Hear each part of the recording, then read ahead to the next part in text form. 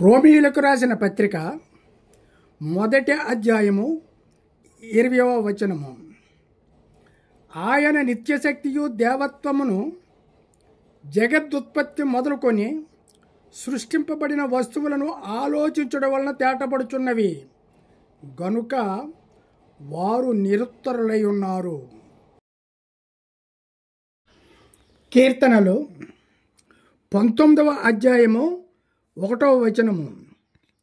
ఆకాశములు దేవుని మహిమను వివరించుచున్నవి, అంతరిక్షము ఆయన చేతి పనిని ప్రచురపరుచుచున్నది.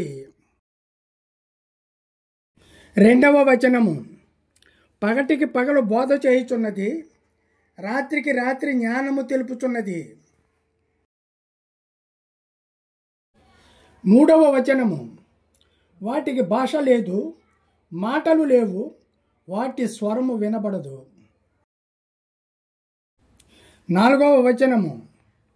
వాటి కొలనూలు భూమి అంతటా వ్యాపించి ఉన్నది, లోక దిగంతముల వరకు వాటి ప్రకటనలు బయలు వెళ్ళుచున్నవి. వాటిలో ఆయన సూర్యునికి గుడారము వేసెను.